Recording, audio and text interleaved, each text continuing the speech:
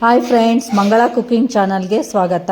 ನಾನೀಗ ವಿಶೇಷವಾದ ಹಾಗಲಕಾಯಿ ಪಲ್ಯ ಯಾವ ಥರ ಮಾಡೋದಂತ ತೋರಿಸ್ತಾ ಇದ್ದೀನಿ. ಬರ್ರಿ ನೋಡೋಣ.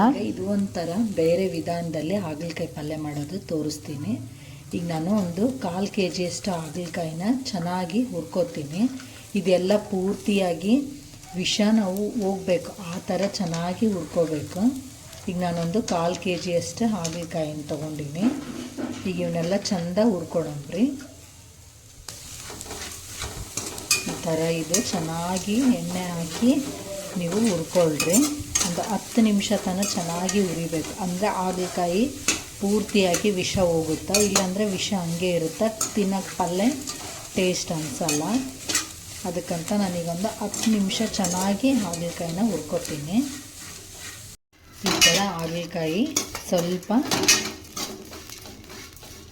ಫ್ರೈ ಆಗಿದಾವೆ ನೋಡ್ರಿ, ಈ ಥರ ಸ್ವಲ್ಪ ಬಾಡಿದಾವೆ.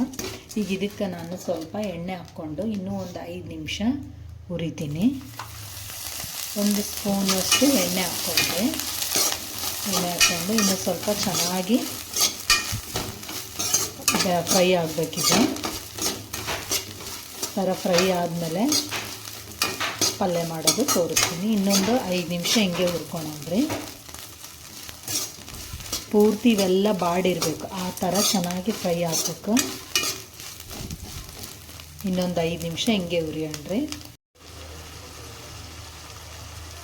ಈಗ ಬೆಂದತನ ನೋಡೋಣ್ರಿ.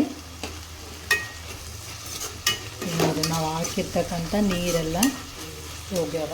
ಈಗ ಇದಕ್ಕೆ ನಾನು ಒಂದು 2 ಸ್ಪೂನಷ್ಟು ಶೇಂಗಾ ಪುಡಿನ ಹಾಕ್ತೀನಿ.